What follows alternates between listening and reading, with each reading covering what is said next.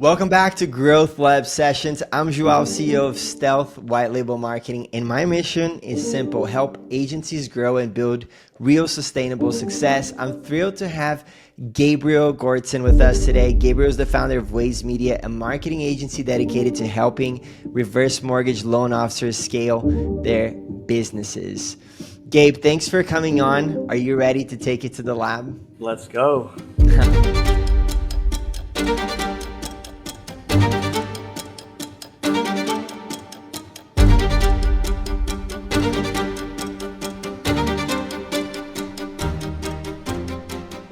All right, awesome.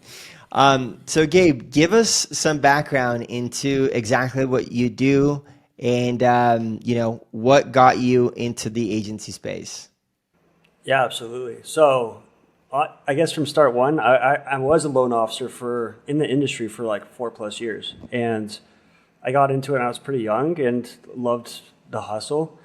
But I think that anyone who started an agency, who's in business, has that little voice in that back of their head, or like, there's something more out there, Like I have to start my own business, and that feeling of regret day by day of not having my own thing, which is like more painful. So, gave up everything, sold like my car, like moved out, and went all in on just like.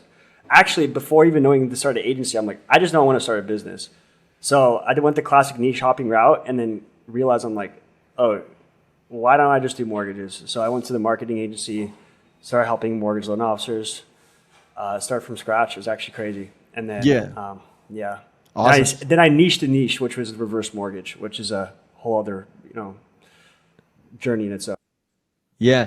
Let's dive into that as well. So just let me get this right. You, did you go to school? Did you go to university? No, I didn't go to college or anything. Okay. And then you just became a loan officer right away after high school? Yeah. After high school, I kind of searched around and found a loan officer. Yeah. Kind of got it. I've always loved economics. So like for me, I was obsessed with being a loan officer, like participating in the economy was a blast. Yeah.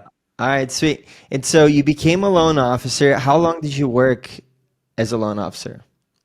I would say 3-4 years. I was in it because I was like, before even becoming a loan officer, you have to do all that BS stuff. And so I was really in the industry for 3-4 years before getting into this. Okay, nice. Yeah. So that gave you so much understanding of how everything works, right? Yeah. How to generate leads, how to sell, pain points, benefits. Yeah. Cool. Yeah, knowing everything. That helps so much. Mm-hmm. And so you decided to quit everything and start your own business, right? You didn't know that agency was going to be the first business, or that was going to be your business. Yeah, so I actually saw it was Iman Ghazi actually, and because you're young, right? How old are you? 25. Okay. Yeah. So I saw Iman Ghazi. I'll be like listening to his pod, like driving, and I'm like, dude. And the thing about Iman, I think is actually strategic, is that he went it's a marketing tactic, but he made the space look so simple. It's like, go contract, like you'll contract all the labor, super simple, just go close deals. And I'm like, hell, I could close them. I sell. And so, dude, getting into this space, it is not what it seems, and it's much, much harder. It's like so much more complicated than you realize. But it's probably the best space to get into if you're like, it's a good beginner business. You know what I mean? Like, yeah. Well, it's a good beginner business, but it's an advanced business model to scale, right? To scale, 100%. Yeah. It's an entry level where you don't need much capital, and you can just acquire so much skills. And if you fail, like, I think it's such a win because you just learn so much, Yeah, for sure, man. I 100% agree with that. And so, right. So you like got the idea of the agency model from Iman Ghazi, and then you're like, hell, I know how to sell to loan officers. And then let's talk about your step-by-step to creating your niche, sub-niche, and your offer. A quick break in the podcast to tell you about Stealth, my white label marketing agency.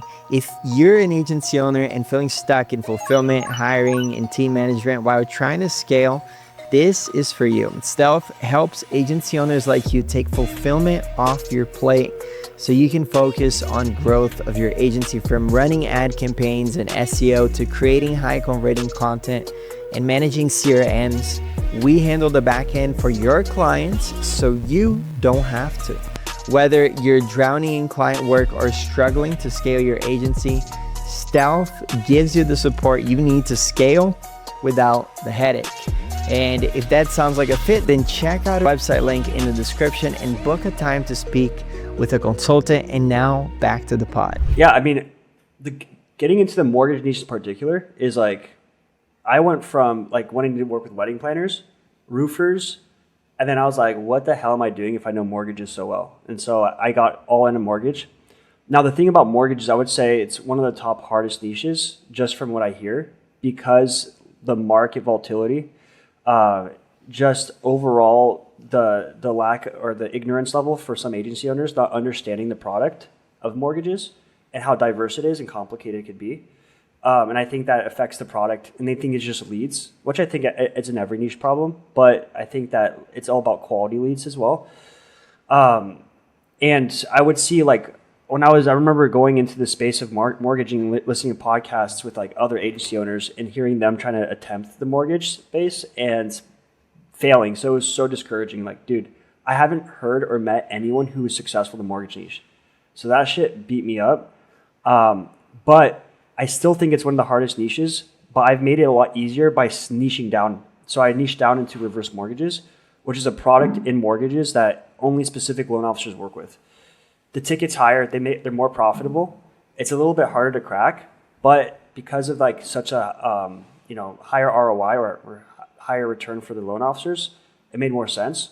And I saw a huge gap in that industry that was just untapped. So that's how I got really into that. I came across on accident by signing on a client who did reverse, and I was like, yeah, we'll give it a go.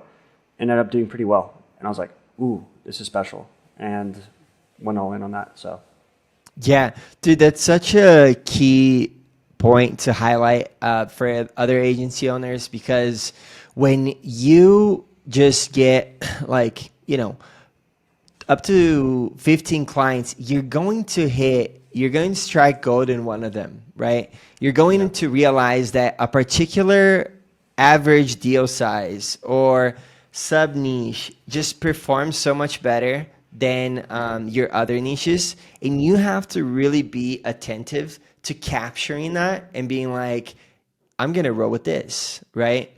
And so like, what was that moment like for you when you realized that reverse mortgage was the right sub niche in the reverse mortgage space? It's this moment where you loan officer space. Yeah, in the loan officer space. I think it's this moment where I think that, you go two directions. You can either take that information because niching down means that you have to change a little bit of your process, and it feels like a shiny object, but it really isn't. And I'm a huge advocate of niching down. Like after this experience, and I actually ran it by another like agency owner, and they're like, yeah, go for it.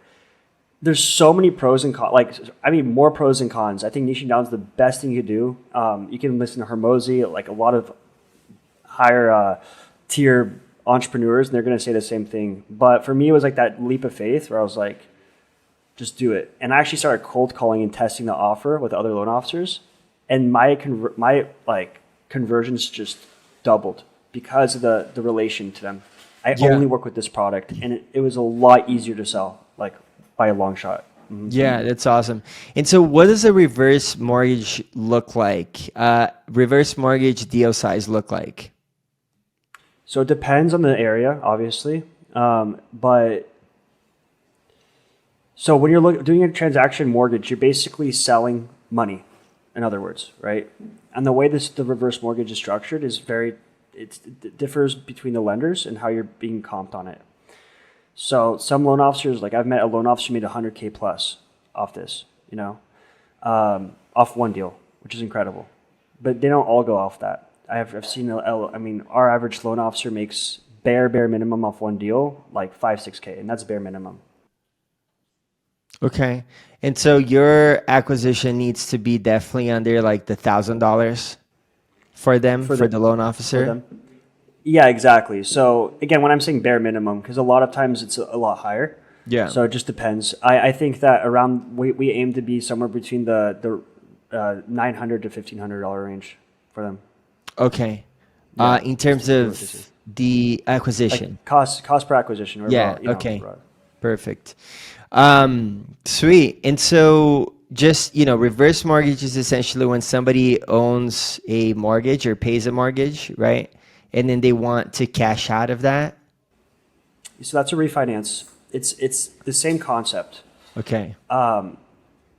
It's basically taking cash out of your equity, and it's Mm-hmm. for a specific group of people in which you don't have to have the same paybacks, or you don't have to pay monthly on it, things like that. There's a lot of different ways you can structure a reverse mortgage. And the target audience is mostly older people, right? Yes, sir. Okay. Yeah, I'm familiar with it. I've worked with few clients in the space. I actually worked with one that we were able to generate a 5x return for them on the first month, which was crazy. And so that was Yeah. always like an interesting niche that I didn't know too much about.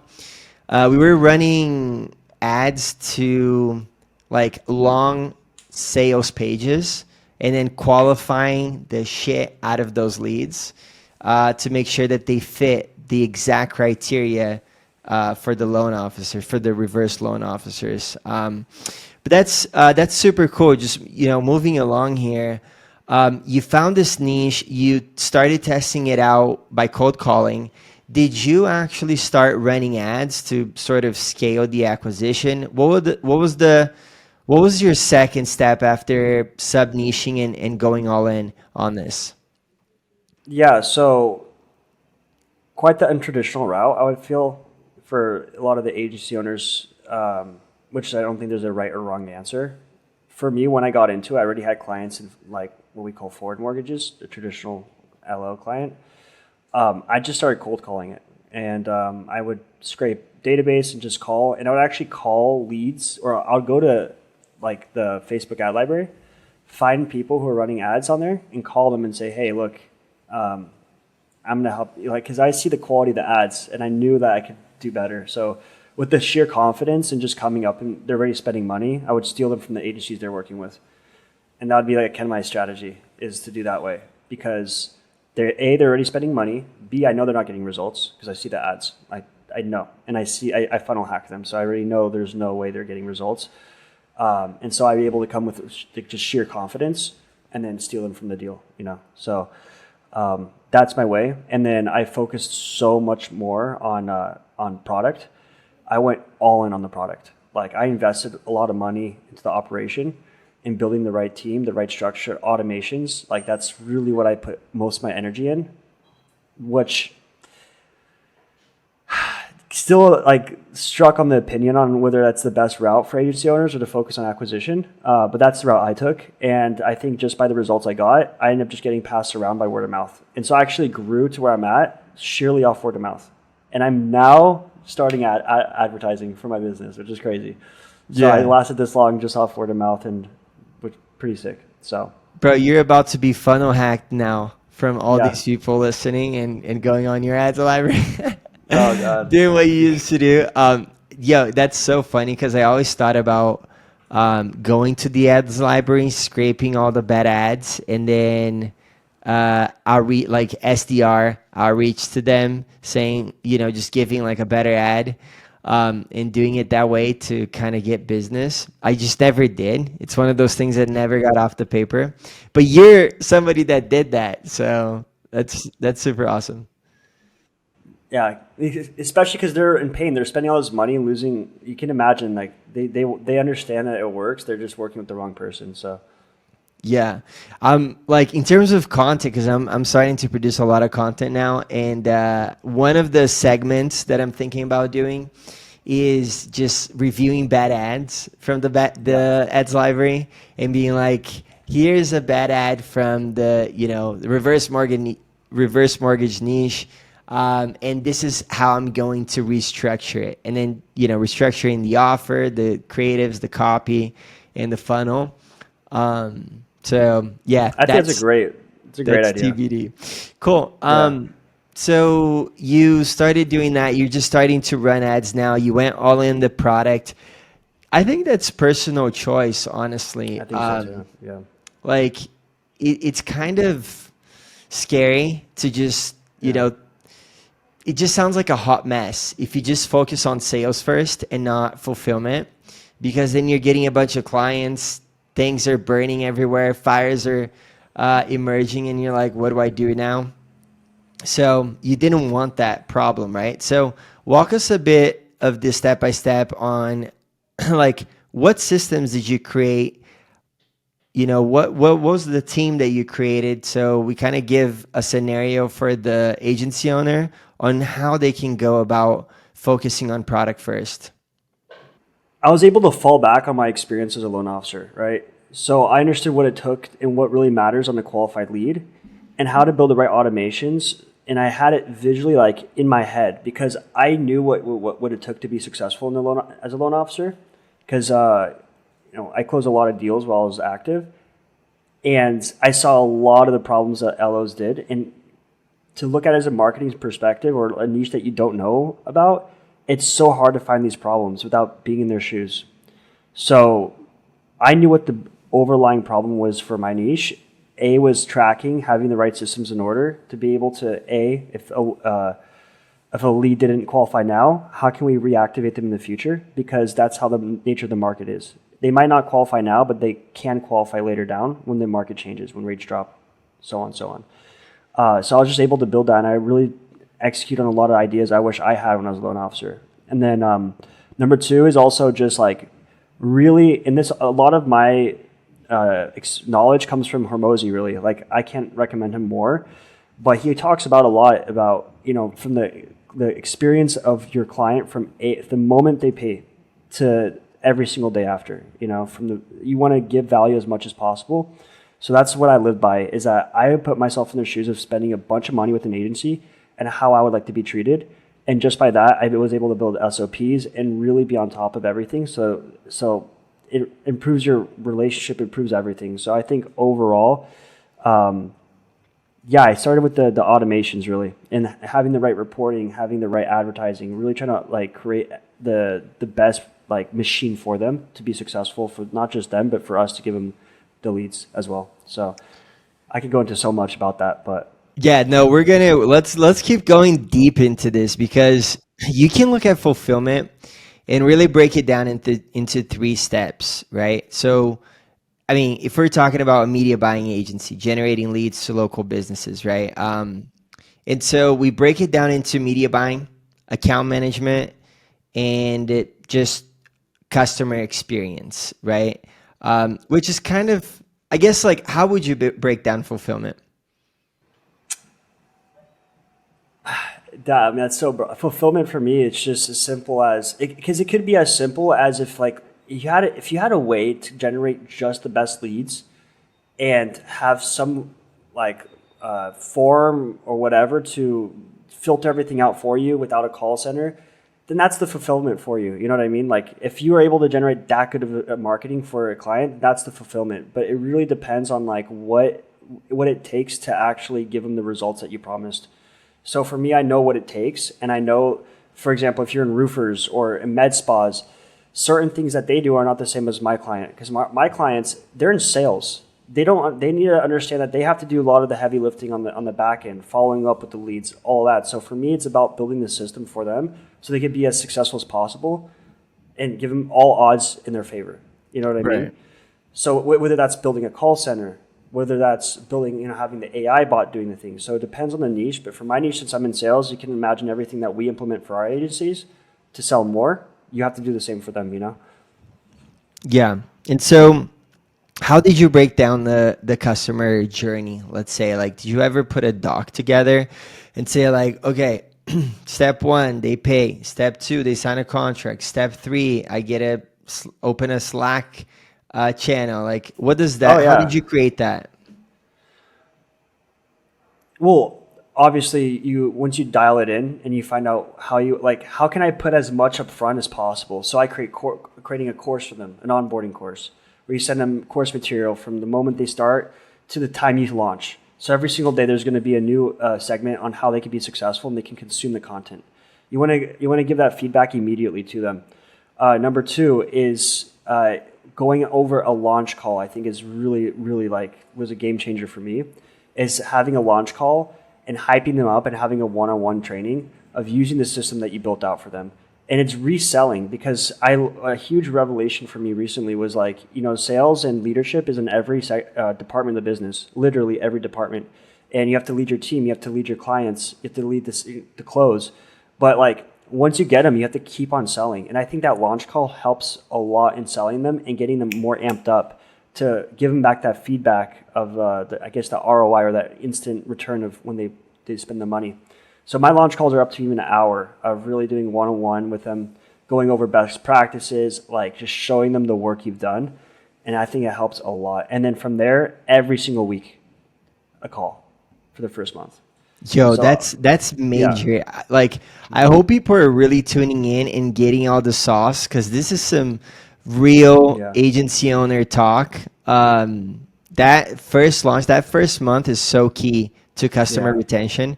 So, Gabe, let's go back, okay? Yeah. You said that you create a course for them, right? Yeah. What does that look like? So if you're in a sales niche like us, right, we'll do everything relevant, right? For me, it's, okay, how to use the software. I see a lot of niches out there where their clients don't even touch Go High Level, right? My clients are in and out of that all day, right? So how to use the course in the best ability. I consolidated, made it super simple. I used to be make it a super complicated CRM, but now less is more. So how can you make the service as simple and easy as possible to use? And that comes down to your understanding of the automations within the CRM, right? So I've made it super simple and did a 5-step launch on how to understand the software.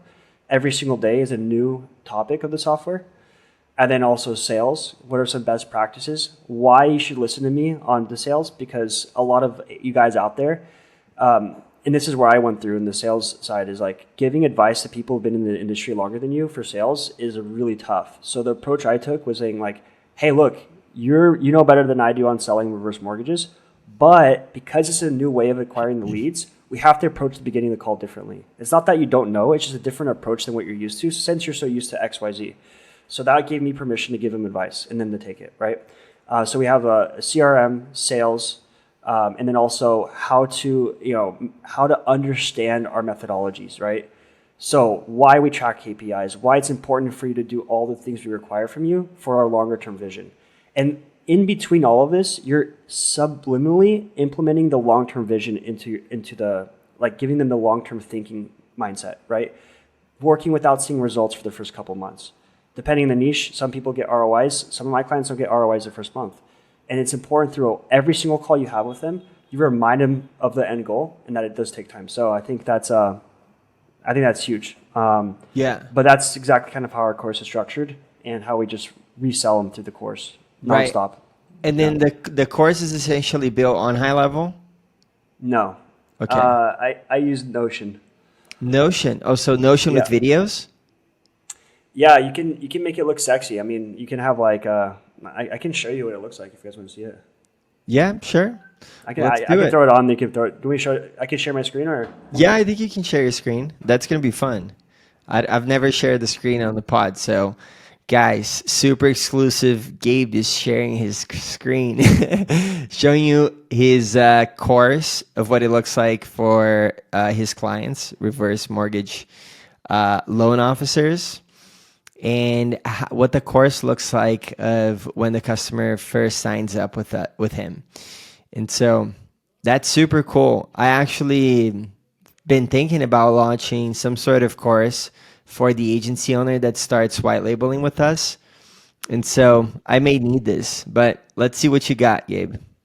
There's so many places you can go for course. I'm just obsessed with Notion. So this is something that we've built. You could use ClickUp. You can use a lot of other things, but we have CRM navigation, maximizing results, right? And so into this, we would go into different things, data, KPIs. It's all me, because there's certain expectations we have for them on using the CRM for us to be able to track. So we explain why we use it, communication, different tags, following up with your leads, using all, giving them scripts, hacks, all that stuff, how to, different resources they can use and stuff like that. That's awesome. And so, Yeah. do you just duplicate this for every client so you can see if they went through the class, if they checked the tasks? What does that look like? Yeah, no. No? That's Okay. something we don't do. And I really Yeah. wish my end goal is really to do something in school and build a community eventually. But yeah, right now is just white and black. It's just giving them this. Yeah. No, that's cool. Like, do you feel like they actually do it though? Yeah, because on the launch call, I go over it. And if they ask questions, I go back to how, like, did you do this, right? But also another good reason why to have this is because in your client success journey, right, during they're not going to retain all this. And you can't expect anyone to just watch all this and be like, ooh, I know, right? They have to put into practice. So that's why whenever they have a question, our team can go in there, copy the link, send them the course on it. So they can watch, hey, watch this. So it's really good for that. And I can go into other strategies I use on kind of helping them, take off. But there's too much in here for them to know. But when you go on the launch call, you could tell if they watched it or not. You know what I mean? Yeah. So what does your onboarding message look like when somebody signs up with you? How do you prompt them to or how do you hype them to watch the course? So it's a simple automation on high level, right? When they sign the contract, when they pay the invoice, it's going to be a drip. Day one, day two, day three, and then the copy on the email is going to be like, okay, this is the first day training. We're going to go over the overview. On this training, we're going to go over X, Y, Z. And the beauty about it is that they're small little nuggets that's easy to consume throughout the days. So they're like small 3-4 minute videos going through it, and they actually look forward to it. And believe it, like at one time, one of the videos was broken through Loom, whatever, and people would follow up. Hey, this is broken. Can you fix it? So like people are obviously trying to access the videos and stuff. So it was cool to see that they're actually Yeah. watching and all that. But Yo, like major congrats because that's super cool that you do this for reverse mortgage clients. Like if you're a loan officer listening to this, you got to tap into Gabriel and become one of his clients because you don't see many agencies putting this much thought into the client journey. So, Gabe, what does it look like as the next step after somebody watches the content? What does the kickoff call look like? so kickoff call, setting a lot of expectations, getting them to understand what they are required to do, part of the process, and they need to understand that this is a partnership. Like we can pass the perfect pass all day long, but if they can't shoot, they can't shoot, and they need to understand that. And that's something that like it was important for me to also understand too, is that sometimes I beat myself up through some of the results that our clients get. And that's why I track absolutely everything to the bone. So I can know exactly where the ball was dropped and if it was us or it was them.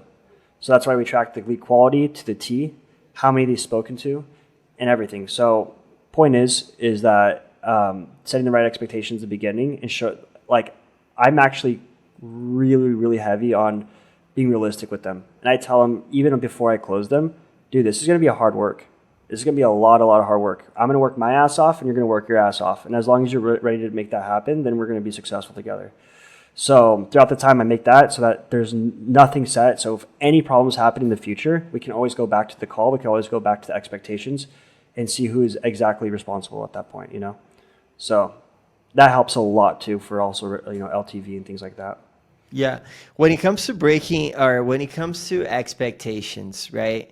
I feel like there's two major factors. Time delay, right? Let's talk Hormozy language. Time delay.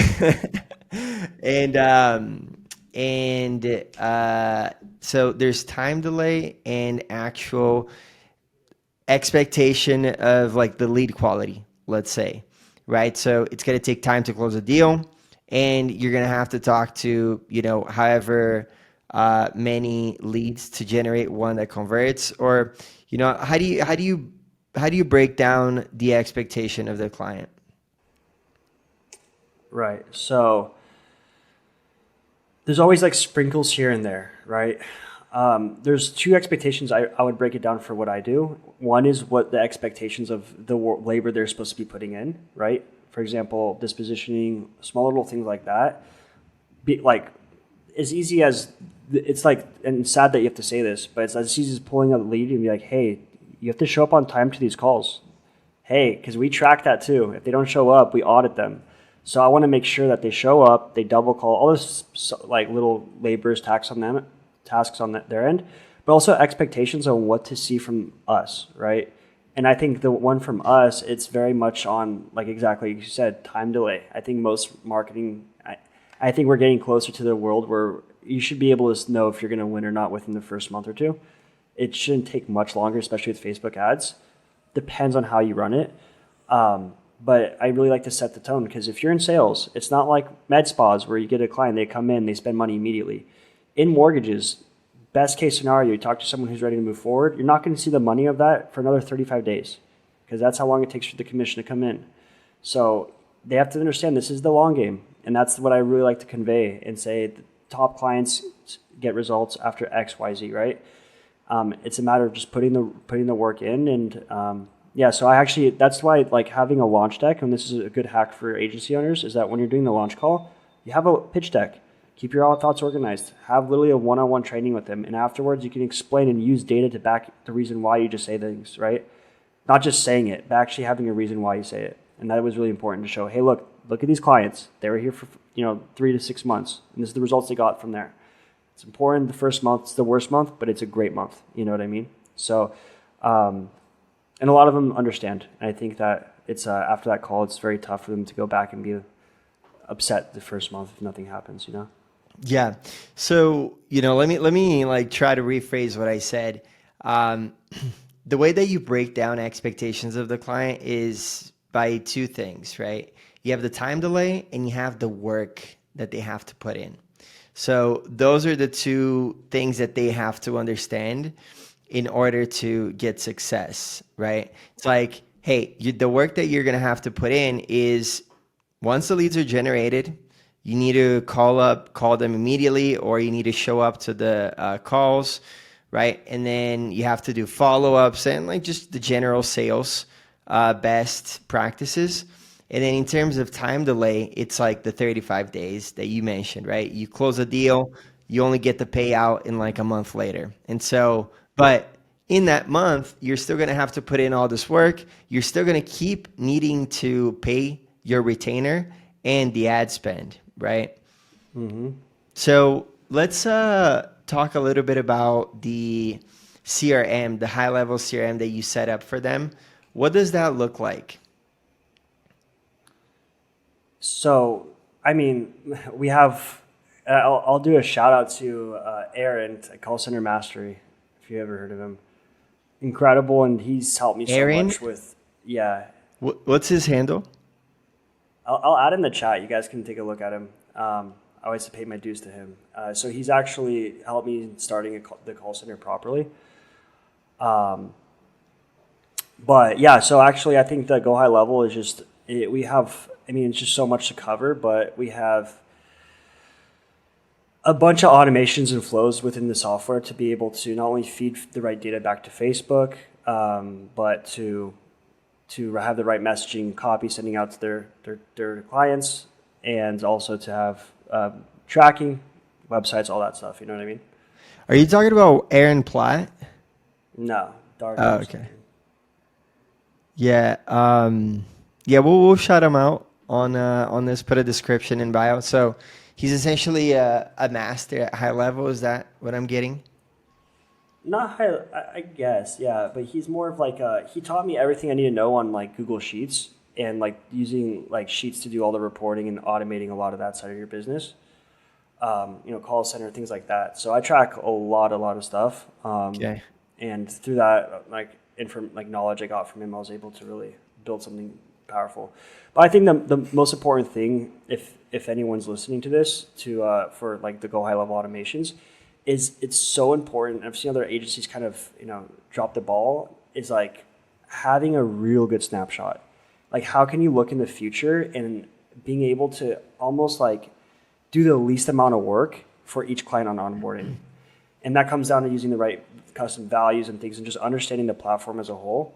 Because when I first started, things were more custom and it took a lot longer. But now like the snapshot is really baked in. So you can not only onboard faster, but you can train someone to do it for you a lot easier and not mess up on small little nuances.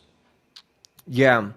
So in your core, I mean, and so when somebody becomes a client, you just duplicate the snapshot, right? And then that snapshot is already has all of the templates that they're going to need. Basically, we'll pull in all of the dynamic values of, their names, their business, everything like that. And then they're supposed to work out of that every single day when a lead comes in and do all of the work, right? In terms of additional tracking, you said that you can see if they showed up to the call or if they didn't show up to the call. Like, how do you validate in a check-in call, let's say, if the client is actually doing his end of the bargain? Good stuff. We have automation for basically everything. Like I put myself, because to reiterate, my clients are older. Okay. So using the software and getting them to understand how to use it has a lot of resistance. So I visualize how can I make this as simple as possible for them to learn and adopt and use, right? So I use like texting automations to confirm they're showing, right? And if they don't mark it as showed or not showed, or they mark it as no show, I have a team member go in there and audit if they followed our SOPs, right? Did they double call? Did they show up on time to the appointment? Did they call off the dialer? Small little things like that, so we can audit, tag it, and then have a reporting system that's automated, right? So at the end of the month, we can go over their show rate, because our show rate is nothing less than 65%, right? Like nothing. And if it's lower than 65%, 100% of the time it's their fault. They didn't follow our rules. So that is something that like we live by. We want to keep both ends of the parties responsible. So it's very rare for us to see. Like we have clients who have 85% show rates. So we have a lot of fun stuff in there. But yeah, I think a lot of it has to come down to like how you make it easy for your team to track things like that. It's so much to cover in all this, but yeah, we make it very simple for our loan officers to report what's going on with their leads. So if people want the masterclass on reporting, they gotta hit you up, right? Yeah. So I was in a group the other day, and I wanted to show them this crazy thing I built, and I thought it was like great to show them and help them. Then I realized as I was speaking, I'm like, wait, I can't. It's not as simple as just showing them and trying to teach them, because there's so much to it. Yeah. But yeah, a lot of reporting. So, do you feel like there is some sauce you can share quickly on creating the best systems to increase show up rates? Yeah. So there's two things. I'm going to give you guys some good, like this is what we follow. All right. I'll tell you what we do to increase our show rates. Okay. You have to have a solid follow-up texting sequence for appointment booking, right? It's not just basic. You want the copy to be solid. That's pretty much obvious. I think everyone has a basic follow-up booking trip, right? But for what I instruct our clients is obviously show up on time. That's important. B, double call if they don't show up, right? If you call once and they don't pick up, double call, like even triple call, all right? And then also, if not, wait 5 minutes and then call off your personal phone. So it's important to have congruency in which you're texting them off a specific number. And if your clients go off their personal phone and call them on the appointment, some folks are not going to pick up because they're expecting to get a call from the number they're getting texted off of. So it's also calling off the dialer on go high level. So all these have to be in congruency to really maximize your show rate. Now, afterwards, what we do to have to report the shows, right? Because if they don't show, we need to know so that we can have our own automation sent out so that we get them back to book an appointment, right? So that's why over time the show rate increases, because a lot of times they don't show up the first time, but we rebook them. So we have a text message that goes out to our clients with trigger links. If you guys know, and click here if yes, click here if no. And if they click yes, it automatically dispositions the lead in Go High Level for them, thus letting us report. So theoretically, they don't even have to touch their CRM or the opportunities tab to disposition their leads. It's all done through texts. So they just get the text, click the button, and automatically dispositions. And which is really great is that if they say no and the lead did not show up, boom, our team knows we're dialing them, we're getting them back onto the phone to book an appointment. So all of this together is very powerful when you align like step by step. That's why like our show rates are incredible. I never see show rates under like 65%, like genuinely. And I still don't like even saying 65 because I see majority higher, you know? So. That's some crazy numbers. Like our show up rate, a 80% show up rate for buyers, right, from ads is super 80% is super high. Yeah, It's super high. really good. So, and that's pretty cool that you have these, you're not only messaging the leads, you're also messaging your clients asking if the leads showed up, right? Yep. And then off of that, it triggers inside of Go High Level if it showed up or not. So that gives your conversion numbers on show up rate. So that's super awesome. And then if they click no, then your team is calling the lead to try to rebook the call for another day, correct? Yep. Mm-hmm. Wow, that's super cool. And so, Immediately. yeah, that's super awesome. So you don't have the client, you're not only, so your fulfillment is actually the like callers, right? The lead generation for them and building the CRM. So it's a three-prong like service that you're providing to them, as well as coaching, right? So you're like actually providing four things in your service. Is that correct? Yes, absolutely. Yeah, we do a lot of coaching. Something that we're really like I'm firing myself from right now and having someone else come in and doing it, and that's going to be like the next really big training. So yeah, getting someone to understand what I know and passing that knowledge down, that's going to be exciting. So we're in the works of that right now because it's a lot of time to be one-on-one with all your clients every month. But we have like check-in calls weekly, like with other people and stuff like that. So those check-in calls are a lot easier to have someone do, but the coaching, going over certain files and stuff is a little bit harder, but Yeah. it's worth it. It's worth it. So are you doing most of the sales calls? I'm doing all of them. Okay. Yeah. And all of them. do you have account like managers? You're building that out, right? Yeah. Okay. Yeah, no, we have it right now. Yeah, cool.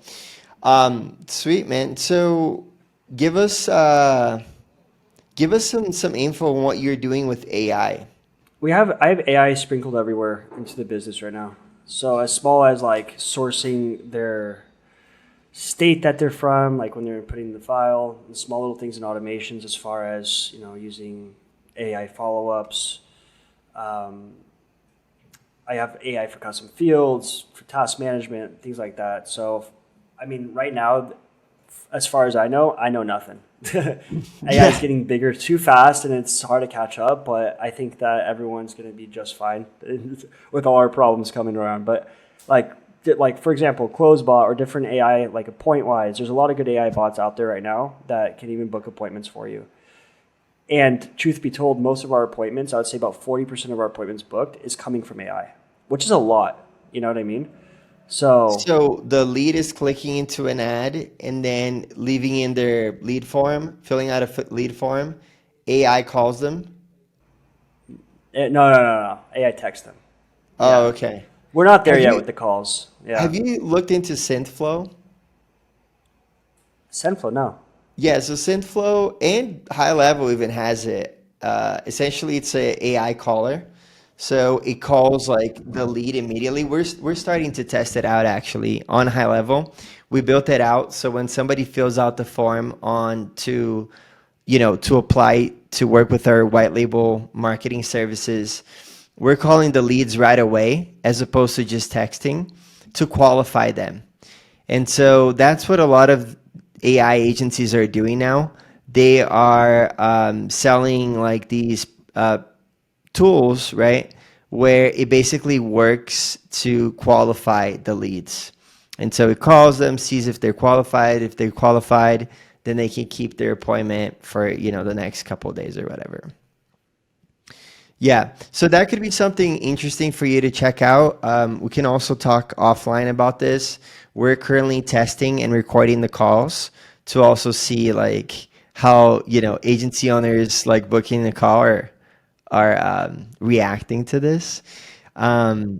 So yeah, that's super cool. I think was a bit more scary for me like a couple months ago because I just thought I was going to be completely replaced. But I'm also like I'm completely pro AI, but I was just getting a bit worried about everything that it was going to be able to do until I started doing a lot more work with it and seeing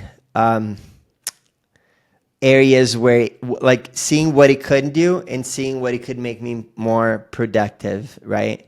And so I basically made a few rules in the company on requirements that we have to use AI for certain things. So like, next month, all these departments have quotas. I mean, like we have 80 people in our company, right? And so they all have quotas. Like media buyers have to do exact things using AI, sales as well, design, right? Tech. And so now that I'm getting more familiar and using it so much more myself, I'm starting to understand how it's empowering me. And so, yeah, like that's the most thing that's what I'm most excited about right now is everything that I'm being able to do with AI, right? Um, so, in terms of going back a little bit to sharing some sauce for agencies and niche markets, what advice do you have for agency owners when they're evaluating a new niche? What are some signals that they can get to understand if they're in the right niche or even sub niche? Um, you'll feel it. Like I think that a the one thing my niche doesn't have is TAM. Like there's not a lot of people in reverse space, which is like the downside to my niche, right? But for me, and when you're niching down, there's got to be enough pain in the market for whoever you're working for. They have to have some sort of money. I think it actually lines up with what traditional choosing a niche would be, right? You're just niching down, and I think that the pursuit of niching down is to make yourself different, most importantly, and also being able to separate some of your competition, right? So like that was the main thing for me is that there's all these mortgage agencies out there, but by niching down, you're able to actually really stand out. And I think that's like the benefits really in just perfecting the craft, right? So I couldn't suggest it any more, but I just would avoid anything with people or ticket sizes where they're way too little. I think that's the main thing for me. Yeah. So like, what's the minimum ticket size? For like, that's tough. I wouldn't. I think it's actually. I think it's like a contingency of the available market to them too, right? Because you could be serving a client that has, say, 10 to 50,000 ticket size. They're making $10,000 to $15,000, a deal. But there's really no one they can sell to, and for you getting them leads is tough. Versus someone else who has like a $2,000, and there's so much business to tap into. So it's like a volume and conversion type of thing. You know what I mean? So like, if there's not enough people in the marketplace, their conversion is going to be garbage, right? It's going to cost a lot more. So I think it really depends. And if you can test, I actually saw, so funny, I'm always referencing Hermosi because I'm literally like, he's my music. So he brought something up that like really like hit me. And it was when you're choosing your niche, you can as easily like just invest $100 or $200 into the advertising of that niche and really just see what the ticket, like how much you're going to be able to generate leads for that, right? Before even jumping in. And it's a low risk way entry to a new niche. So I think that's a really good idea too. But for me, I had sheer confidence. When I saw reverse, I saw the lead. I was lucky enough to get like a trial run basically. So Yeah, dude. let's see if you agree with this. I mean, I think we kind of said the same thing, or you say the same things that I usually tell people, where choosing a niche is mostly about first experience, right? You worked in mortgage. You're a loan officer. Like, you have all of the experience to know all of the pain points and the desires that this niche has. So, whatever your personal experience is, or your family, or whatever you have most information about, that's like a strong factor. Two is the total addressable market, right? You need at least more than 10,000 of these businesses in the United States. You can go to databases or ChatGPT and be like, yo, how many med spas are in the States, right? And then like above 10,000. And then number three, deal size needs to be at least above $500, at least. Because if there's no margin, there's not going to be any money to pay you your retainers. And so, there's always outliers where people are probably making so much money with clients that are in small tickets. But the average, I would say, is the 500 to like the 10,000 deal sizes. That's where you want to be in. That's what that's my checklist. I agree completely. Yeah. You need to have some alignment with your niche. I see, and I don't, if you have no niche to align with, I guess at least some desire, like, real estate, if you like houses. It's tough. I can't imagine being in a niche you don't actually enjoy. You're just trying to make money. It's tough. Yo, quick question for you. Do you ever think about creating your own loan officer company, or your own company where you're generating marketing for yourself and then managing closers to generate money? Like, have you thought about this? Yeah, actually, that's the end goal for sure. Okay. Yeah, this is where my cockiness is going to come into play, and that's why I don't really care about sharing my sub niche or whatever I'm in, because no one's going to compete against me. Is because I have an overall North Star for myself, and I know I'm going to change the whole reverse space because I see a huge problem that needs to be solved, and I have a long-term vision. Like, beyond agency, I see this niche as the problem I'm going to solve, and there's a lot of opportunity. And I mean, I guess there's more room for other people to hop in, but no one's going to compete against me for sure. And because of that sole reason. So it's not just me as an end goal is just selling the agency or what have you. I see myself in this niche for like at least another decade, So yeah, absolutely. I think I definitely see myself hopping in and, running a brokerage myself. Yeah, running a brokerage. Awesome.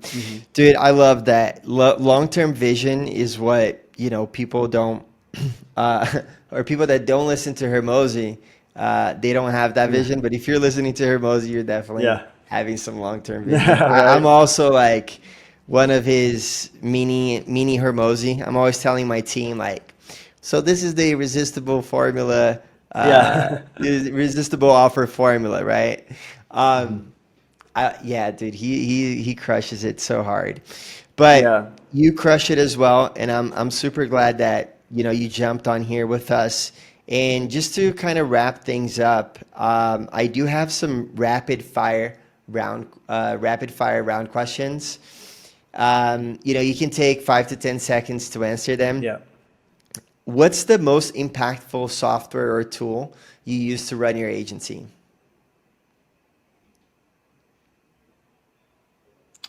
Notion. ClickUp for sure. Yeah. ClickUp. All right, cool.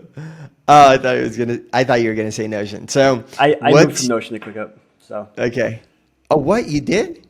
Yeah, I used to be obsessed with Notion, and I transferred to ClickUp. Okay.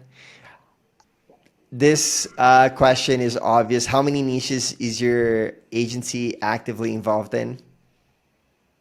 One. Right. Yeah. What's your average monthly ad spend for marketing paid acquisition efforts? For my agency?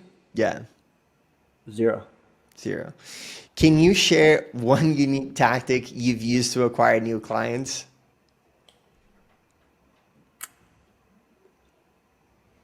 I mean, cold calling people and stealing other agencies' deals. Yeah, for sure. Like the whole talk about calling people running ads from the ads library, right? Yeah. If Well, you this is a could, hack is like I would get leads, like my clients would donate a lead. I'll take the lead, find someone in that state, call the loan officer, be like, hey, I got a free lead for you. I want nothing in return. I live transfer the lead live right there, and they take it, and I just wait for them to text me back for some more. So that's a little hack for you guys. damn, that's some Yeah. sauce right there. That's Yeah. some real sauce. I Yeah. haven't heard that one before. Um, so if you could automate one part of your business, what would it be? Sales. Which marketing trend do you think is overrated? I think just I mean, I'm starting to get over these like corny little TikTok edits and just the crazy offer in the front end where it's like, you don't, or pay per close type of thing where it's just a bait and switch over it. Yeah. If you had to only focus on one marketing channel, what would it be?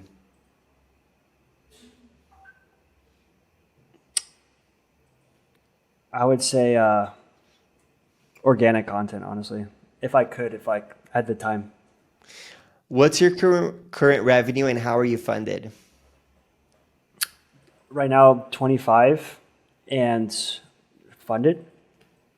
Yeah, you just funded yourself? Yeah. Okay. Solo. What's the size of your team and how do you approach hiring? 7, and I, as you would with acquisition, just build the same thing for your hiring system. Awesome. What's your biggest bottleneck today?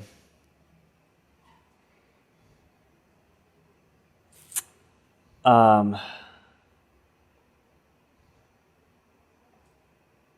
my gosh. I would say marketing, honestly, like for my business agency. Cool. So marketing for just client acquisition efforts? Yeah, it's my bottleneck because I'm working on it right now. It's like the only thing I can put my finger on.